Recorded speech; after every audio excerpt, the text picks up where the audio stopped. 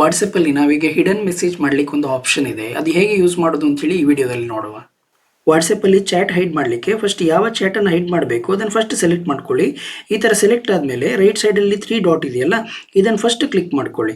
Right side 3 ಡಾಟನ್ನು click ಮಾಡಿದ ನಂತರ ಇಲ್ಲೊಂದು ಆಪ್ಷನ್ ಇದೆ ನೋಡಿ, ಲಾಕ್ ಚಾಟ್ ಅಂತ ಹೇಳಿ. ಈ ಲಾಕ್ ಚಾಟನ್ನು ಆನ್ ಮಾಡ್ಕೊಳ್ಳಿ.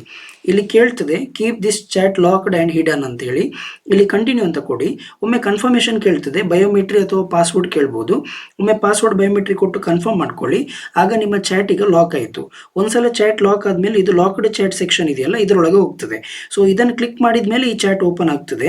ಇಲ್ಲಿ ಕೂಡ ಒಮ್ಮೆ ಬಯೋಮೆಟ್ರಿ ಕೇಳ್ತದೆ, ಪ್ರತಿ ಸಲ ಲಾಕ್ ಆಗಿರ್ತದೆ, ಬಯೋಮೆಟ್ರಿಯನ್ನು ಕೇಳ್ತದೆ. ಸಪೋಸ್ ಈ ಲಾಕ್ಡ್ ಚಾಟ್ ಕೂಡ ಕಾಣಬಾರ್ದು ಅಂತ ಇದ್ರೆ ನೀವೇನು ಮಾಡಿ ಅಂತ ರೈಟ್ ಸೈಡಲ್ಲಿ ಮತ್ತೊಂದು ಆಪ್ಷನ್ ಇದೆ ನೋಡಿ, ಚಾಟ್ ಲಾಕ್ ಸೆಟ್ಟಿಂಗ್ಸ್ ಅಂತ ಹೇಳಿ. ಇದನ್ನು ಕ್ಲಿಕ್ ಮಾಡ್ಕೊಳ್ಳಿ. ಇಲ್ಲಿ ಹೈಡ್ ಲಾಕ್ಡ್ ಚಾಟ್ಸ್ ಅಂತ ಇದೆ ನೋಡಿ, ಇದನ್ನು ಆನ್ ಮಾಡ್ಕೊಳ್ಳಿ. ಸೊ ಇದರಿಂದ ಏನಾಗ್ತದೆ ಅಂತ ಹೇಳಿದ್ರೆ ನೀವೊಂದು ಕೋಡ್ ಕ್ರಿಯೇಟ್ ಮಾಡಬೇಕಾಗ್ತದೆ. ನೀವು ಕೊಟ್ಟಂತ ಕೋಡ್ ಎಂಟರ್ ಮಾಡಿದರೆ ಮಾತ್ರ ನಿಮ್ಮ ಚಾಟ್ ಕಾಣ್ತದೆ, ಇಲ್ಲಾಂದ್ರೆ ಕಾಣೋದಿಲ್ಲ. ಸೊ ನಾನಿಲ್ಲೊಂದು ಕೋಡ್ ಎಂಟರ್ ಮಾಡ್ತೇನೆ, 1 2 3 4 ಅಂತ ಹೇಳಿ ಎಂಟ್ರ್ ಮಾಡಿ ಕನ್ಫರ್ಮ್ ಮಾಡ್ಕೊಳ್ತೇನೆ. ನೆಕ್ಸ್ಟ್ ಅಂತ ಕೊಡ್ತೇನೆ.